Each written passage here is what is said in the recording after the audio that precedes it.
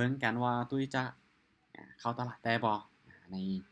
มื้อนี้เนี่ยฮอบ6 โมงนี่พ่อเนาะโดยต้นทุนที่มีก็คือเป็นต้นทุนที่ยอมรับความเสี่ยงได้แล้วเนาะต้นทุนที่ยอมรับความเสี่ยงได้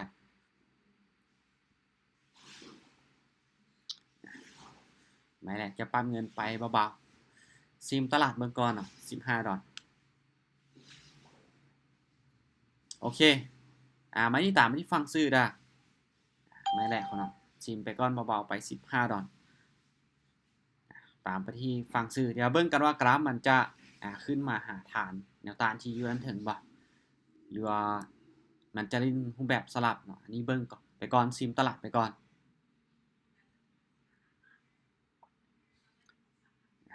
ซึ่งตอนนี้ก็คือมันลิ้นอยู่ในกรอบนะเพราะเราสังเกตในระยะไกลๆแน่ไกลๆออกมาแน่มันการลิ้นในกรอบไซด์เวย์แต่ว่าเป็นไซด์เวย์ที่แปลว่าเป็นไซด์เวย์ที่ขนาดใหญ่เนาะเอาสังเกตนี่เป็นไซด์เวย์ที่เขาจะใหญ่เห็นบ่ขึ้นลงตามเกาะของมันว่าดิอาจารย์เข้ากำหยังกราฟของ XRP ด้าไม่แหละเอาวินไปอันบ่ได้มาเอาตอนนี้ปั๊มเงินด้าตุ้ยจะไปที่$15จะเดินเงินประมาณบ่ฮอด 5% ของต้นทุนเขาเนาะโอเคไม้นี้ตามขายได้ตุ้ยจะลองแบบเทรดตามแห่งซื้อแห่งขายของมันไปก่อนในจังหวะนี้เพราะว่าสังเกตเบิ่งที่ผ่านมานี่มันก็ค่อนข้างจะไปตามสีหรือแห่งซื้อแห่งขายของมันอยู่สังเกตเบิ่งเขียวกับเขียวแบบ2 แท่ง3 แท่งแดงกับแดงแบบ2 แท่ง3 แท่งแบบนี้เนาะมันมีโอกาสที่จะไปตามแห่งซื้อแห่งขายของมันเดี๋ยวมาเบิ่งกันและอีกอย่างเนาะอีกทีแท่งเทียนตัวนี้มันก็ตัดอินดิเคเตอร์ลงมาถือว่าแห่งขายก็เต็มร้อยในแท่งเทียนตามขายลงมาเลยโอเคนี่ไม้สองมาแล้วเนาะรับเงินได้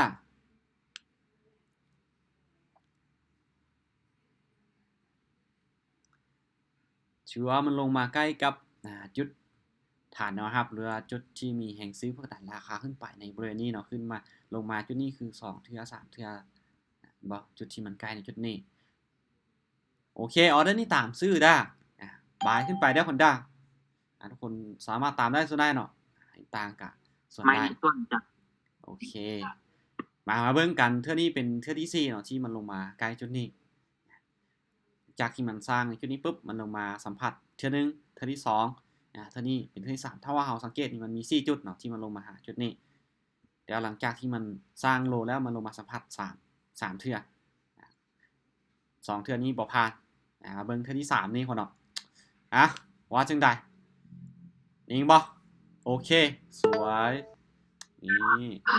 ไปโอเคปั๊บเงินได้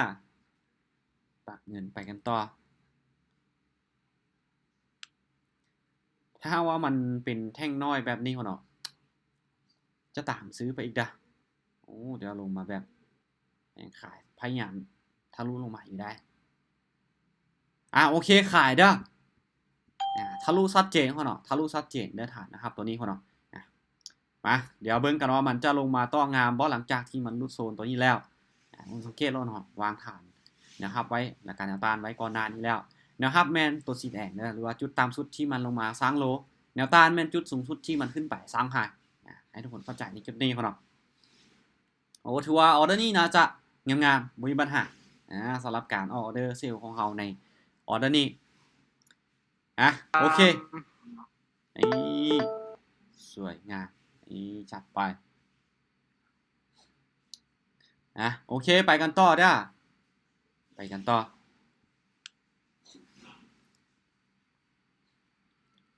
ลงมาแล้ว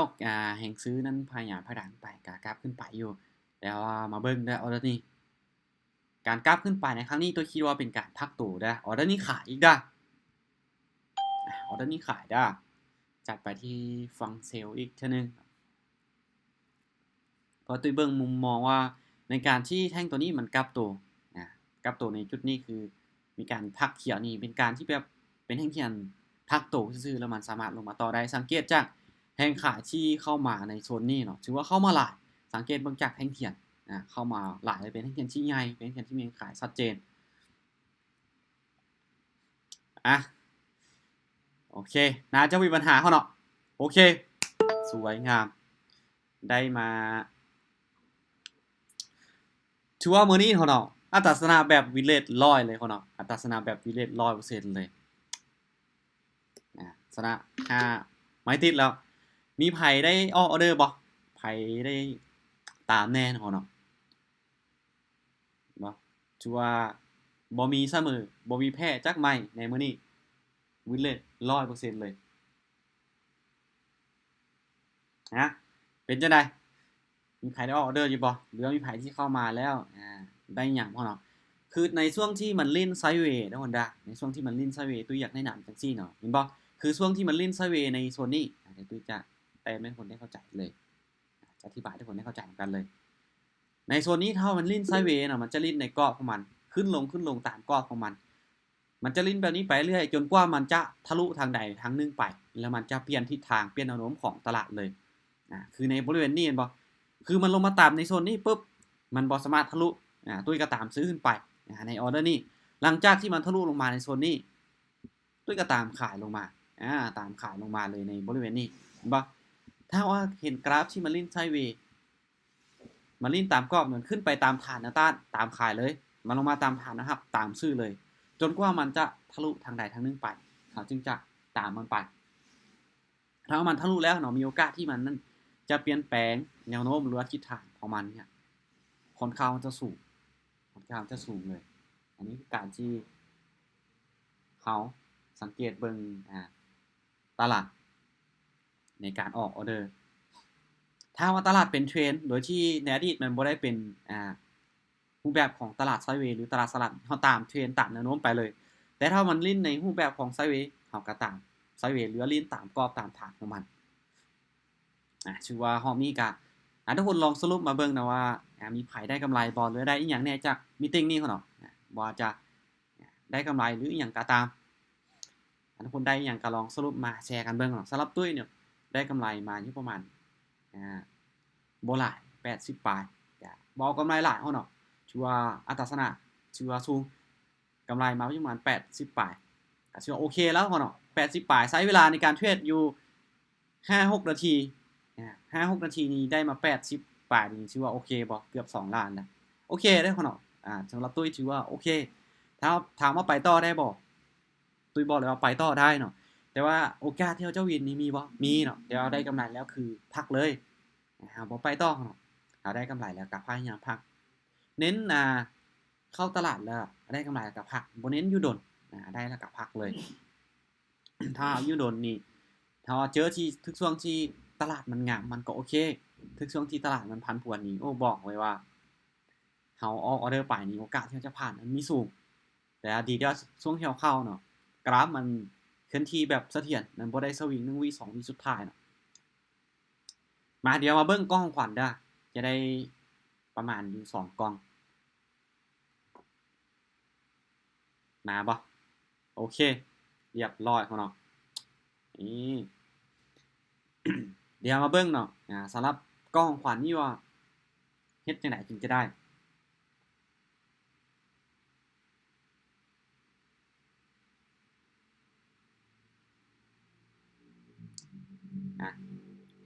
เดี๋ยวเบิ่งเนาะเงื่อนไขในการรับกล้องของขวัญใน BX Trade นี่เนาะที่ว่าเฮ็ดจังได๋ถึงจะได้คือรางวัลตัวที่1เนาะกล้องตัวที่1จะเป็นการเช็กอิน7มื้อเห็นบ่ให้มันจะมี1 2 3 4 5 6 7เช็กอินครบ7มื้อครับจะได้และตัวที่2นี่จะคือชนะ5ออเดอร์ติดโดยที่ทุกออเดอร์นั้น10 USDT ขึ้นไปแล้วบ่ข้ามจักออเดอร์บ่ข้ามจักนาทีเราจะได้รับตัวนี้ไปและตัวนี้เป็นกล้องโบนัสนักเทรดเนาะท้ายเดือน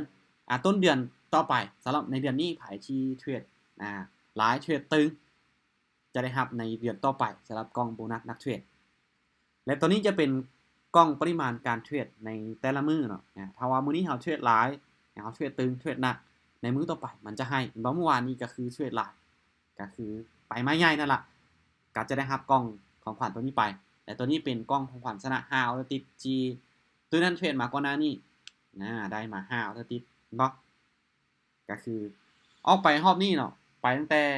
18:02 น. 18:03 18:04 18:05 18:06 น. ไป5ออเดอร์วิน5ออเดอร์เลยวินเรทมื้อนี้ 100% ถือว่างามๆเดี๋ยวเรามาเปิดกล้องของขวัญทำการ Honda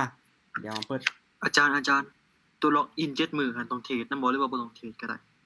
บ่ได้เทรดเนาะเพียงแต่ว่าเราเข้ามาแล้วเราล็อกอินซื่อน่ะกดล็อกอินซื่อน่ะเห็นบ่บ่ได้เทรดเลยเข้ามาแล้วก็ล็อกอินแล้วก็มาอย่าลืมมากดเช็คอินบ่นี่เนาะมันจะมีกล้องแบบนี้ให้เรากดเราก็กดไปเรื่อยๆมาเดี๋ยวมาเปิดกล้องก่อนเนาะเทื่อนี้ตุ้ยจะบ่ได้แจกแล้วเด้อตุ้ยจะมาเปิดให้คนเบิ่งว่าตุ้ยในมื้อนี้จะหมานจะได้หลายได้น้อยส่ำใดเพราะว่าจากการเทรดนี่ถือว่าได้หลายสมควรละมาโอเคเดี๋ยวมาเปิดกล้องปริมาณการเทรดมากกันก่อน3 2 1ปึ๊บได้อยู่ 1.05 USDT โอเคมาเดี๋ยวมากล้องของขวัญชนะกล้องรางวัลชนะ5ออเดอร์ติดกันตัวนี้เขาเนาะมา3 2 1 14ได้อยู่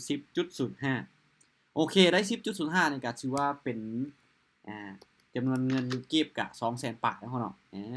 ได้รางวัล 200,000 บาทนี่แหละถ้าใครที่ได้ตามเงื่อนไขมันก็จะให้เลยเนาะแจกให้เลยโอเคสำหรับเฮานี้ก็จะประมาณนี้เนาะทุกคนมีตัวใดอยากจะถามบ่ใครที่เข้ามาซ่าก็อาจจะบ่ทันเนาะใครที่เข้ามาซ่าก็อาจจะบ่ทันเพราะว่าเฮาก็ได้กำไรแล้วก็จะพักทุกคนมีตัวใดอยากจะถามบ่อาจารย์ตัวล็อกอินมื้อนึงมันเริ่มจากมื้อวันจันทร์มาเลยบ่อาจารย์หรือวันอาทิตย์มื้อใดก็ได้เนาะเพียงแต่ว่าเฮานั้นเช็คอินซื่อๆถ้าเฮาบ่ได้เช็คอิน1มื้อปุ๊บเฮาข้าม1มื้อมันก็จะมาเริ่มใหม่เฮาเช็คอินทุกๆมื้อเริ่มมื้อใดก็ได้เนาะขอเพียงแต่เฮาเช็คอินทุกมื้อถ้าเฮาข้ามมื้อนึงเฮาบ่ได้มากดเช็คอินตัวนี้ปุ๊บมันก็จะกลับมาเริ่มใหม่อีกเทื่อนึง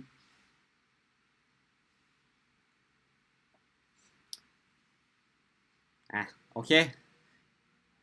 มีหยังที่ถามอีกบ่มีตัวใดอยากจะฮู้หรือข้องคาใจก็ถามได้อาจารย์แล้วก็โบนัสนี่อาจารย์โบนัสตัวที่3โบนัสนักเทรดนี่บ่เทรดเดอร์โบนัสบ่ตัวนี้เนาะก็คือเฮาจะต้องได้ในเดือนนั้นเนาะเทรดวอลุ่มนี่แล้วแต่มันใจดีบางเดือนนี่มันวอลุ่ม 10,000 10,000 วอลุ่มมันถึงจะให้เนาะให้นี่มันให้นี่ให้หลายได้กองของขวัญตัวนี้เนาะหลักร้อยขึ้นไปบางคนได้500 600 700ก็มีในกล้องตัวนี้เนาะมันให้นะแต่ว่าปริมาณการเทรดของเราต้องหลายแล้วก็ต้องเทรดหนักเทรดเอาง่ายๆคือเทรดตึงนั่นล่ะมันจึงจะให้เนาะพอมันเป็นโบนัสที่ใหญ่เด้600 700ก็10ปลายล้านแล้วมันก็จะค่อนข้างจะมีเงื่อนไขที่สูงแน่ละนึงตัวล็อกอิน7มื้อนี่ประมาณจักเหรียญอาจารย์สูงสุดบ่ฮอดเหรียญ 0.0 ปลายนี่ล่ะบ่ฮอดเหรียญอาจารย์น้องถามแหน่ได้บ่ถามได้เนาะถามได้เวลาเฮามีเงินหลายสามารถถามได้อาจารย์ถามแน่โอเคจังได๋การใช้เทคนิคตัวใดสร้างกำไรอิหยังถามมาอีกทีนึงได้บ่อาจารย์ใช้เทคนิคตัวใดสร้างกำไรคือเนาะหลักๆนี่อินดิเคเตอร์ที่ค่อยเอามาเป็นประจำเนาะก็คือจะเป็นในด้านของ moving average แต่ถามว่าค่อยจะนำใช้เทคนิคตัวนี้ทุกออเดอร์บ่ในการออกออเดอร์ของค่อยบ่น่ะค่อยเอามาออกเบิ่งจุดที่มันคอนเฟิร์มจุดที่มันคอนเฟิร์มไม่แท้น่ะค่อยจึงออกตามอินดิเคเตอร์ยกตัวอย่างคือในจุดนี้เนาะเดี๋ยวตุ้ยจะลบตัวนี้ให้ยกตัวอย่างคือในจุดนี้ในกราฟที่มันลงมาต่ำกับฐานที่เป็นฐานแนวรับแล้วเนาะในจุดนี้เห็นบ่ในจุดนี้มันเป็นฐานแนวรับแล้วรอให้อินดิเคเตอร์มันคอนเฟิร์มอินดิเคเตอร์คอนเฟิร์มคือเป็นแท่งเทียนสีเขียวแท่งที่2ที่มันตัดเส้น moving average ขึ้นไปหรือว่าสามารถยืนเหนือเส้นได้เป็นแท่งเทียนแท่งที่2และอินดิเคเตอร์มันสีขึ้นไปในจุดนี้ ตุ้ยจะตามซื้อเป็นจุดออเดอร์เป็นจุดที่คอนเฟิร์มว่าง่ายเป็นจุดคอนเฟิร์มในการกดซื้อจุดที่ตุ้ยมักออกตามอินดิเคเตอร์แต่ถ้าว่าช่วงใดที่มันเป็นเทรนด์เนาะมันเป็นเทรนด์แบบเขียวหลายไม้แดงหลายไม้เลยคือในจุดนี้ตุ้ยจะตามแบบในกรณีที่แท่งเทียนมันอยู่ใต้เส้น moving average แล้วเราสังเกตว่าที่ผ่านมามันค่อนข้างว่าจะปิดแดงหลายหรือว่าแท่งเทียนสีแดงนี้มันหลายตุ้ยจะตามขายลงมาอย่างเดียวตามขายนี่เท่ามันพลาดบ่เป็นหยังคูณเงินเอาแต่ว่าโดยรวมกราฟที่มันเป็นเทรนด์ขาลงนี่โอกาสที่มันปิดแดงนี่หลายเอามาเบิ่งแนวโน้มของตลาดและจุดคอนเฟิร์มในการออกออเดอร์สำหรับอินดิเคเตอร์ตัวนี้และหลักๆเนาะที่ ทุกคนเห็นว่าในช่วงที่มันลิ้นไซด์เวย์ตัวช่วงที่ตัวเทรดออเดอร์เนี่ยคือเบิ่งพฤติกรรมของตลาดเบิ่งว่าพฤติกรรมของมันลิ้นแบบใดคือในจุดนี้เนาะที่ตัวออเดอร์ไปตัวเทรดไปตัวก็อธิบายไปของเนาะว่ากราฟมันเป็นแบบใดคือในช่วงนี้คือกราฟที่มันลิ้นไซด์เวย์เนาะกราฟที่มันลิ้นไซด์เวย์หลังจากที่มันลงมาตามกับโซนที่เป็นฐานรับหรือ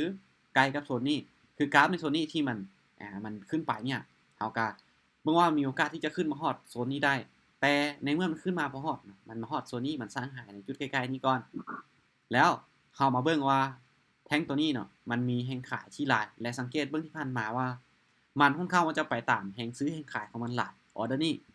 ออเดอร์เป็นออเดอร์ที่ตุ้ยขาดลงมาออเดอร์ที่ตุ้ยขาดแล้วบัดนี้เนาะกราฟที่มันลงมาตามกับฐานที่เป็นนะครับหรือจุดกดดันที่มีแรงซื้อผลักดันราคาลงไปโซนนี้แท่งตัวนี้เกิดเป็นแท่งที่มันมีแรงซื้อผลักดันราคาไปจากที่อดีตมันมีแรงขายผลักดันราคาลงมาในจุดนี้จึงเหตุให้ออเดอร์นี้ตัวนั้นตามซื้อขึ้นไปตามซื้อขึ้นไปและหลังจากนั้นเนาะหลังจากที่